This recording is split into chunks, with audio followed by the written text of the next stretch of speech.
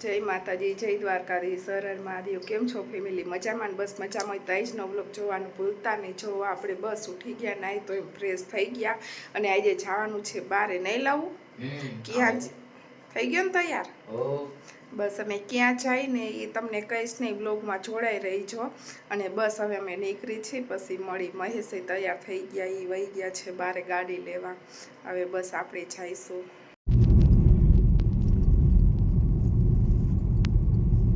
જો આપણે અહીંયા પેટ્રોલ પંપે ઊભા રહી ગયા અને આપણી ગાડી ભૂખી થઈ ગઈ, તો જો પેટ્રોલ પુરાવી લીધું। અને બસ અહીંયા તો વરસાદ હતો, છાંટા ચાલુ હતા, વાતાવરણ એવું છે રાજકોટ આગળ। આપણે અહીંયા વરસાદ છે કે નથી તમારા ગામમાં કોમેન્ટ કરજો।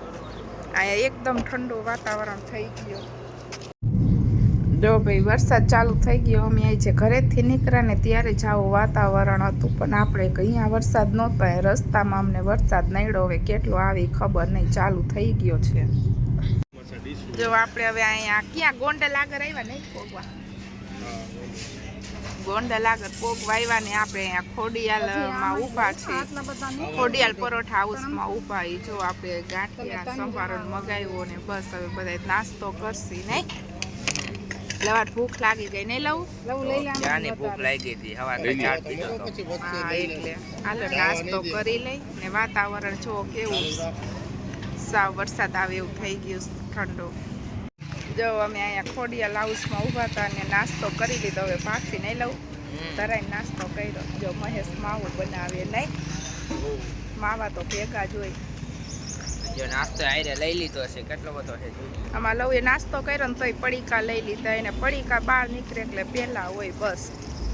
અને હવે જો તડકા જેવું નીકળે કે સવારનું વાતાવરણ સાવ ઓલું થઈ ગયું હતું, વરસાદ આવ્યો ને રસ્તામાં તો વરસાદ હતો પણ છાંટાય। જો આપણે અહીંયા હરસિદ્ધિ માતાના મંદિરે આવ્યા દર્શન કરવા। જો આપણે દર્શન કરી લીધા મસ્ત મજાના, અને જો કેવું મસ્ત મંદિરે શાંત ને એવું લાગે ને। સિદ્ધેશ્વર મહાદેવ આપણે આવ્યા દર્શન કરવા। તો આપણે અહીંયા દર્શન કરવા આવ્યા હતા હરસિદ્ધિ માતાના મંદિરે, બસ દર્શન કરી લીધા અને મસ્તીનું શાંત વાતાવરણ છે, મજા આવ્યું છે। જો અમે અહીંયા દુધઈમાના મંદિરે આવ્યા હતા અને પવન એટલો છે ને અહીંયા રાત્રે ઓલા રહ્યા ને પૂજારી એમ કે 2:30 વાગે વાવાઝોડું આવ્યું હતું, તો કેરીનો ફાલ ખરી ગયો, ચીકુ એટલા ખરી ગયા, મીઠી આંબલીની હતું ને બધુંય ફાલ ખરી ગયો। જો ચીકુ કેવા મસ્તીના એ પણ ખરી ગયા અડધો અડધ, પવન જ એટલો છે। રાત્રે 2:30 વાગે અહીંયા વાવાઝોડું આવ્યું હતું એમ પૂજારી કહેતા હતા।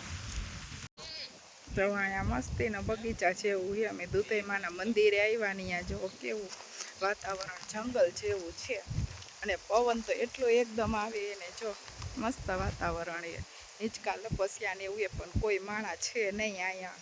ક્યાંક ભજન કેવો પ્રોગ્રામ હોય તો ક્યારેક કોક આવે બસ, બાકી તો કોઈ નથી।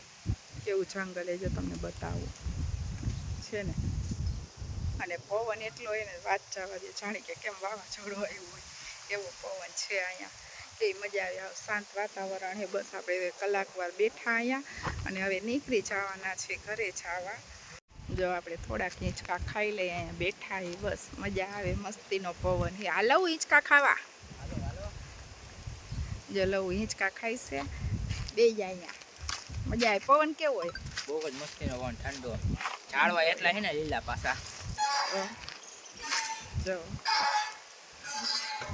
એટલો પવન આવે ને આખું ફૂલતી નથી, વાત જવા દે। જો મસ્તીનો પવન એ નહીં લઉં, ઠંડો એટલો છે પાછો, મજા આવી જાય। આપણે હિંચકા ખાઈ લઈશું થોડીક વાર ને પછી નીકળી જવાના એ આપણે।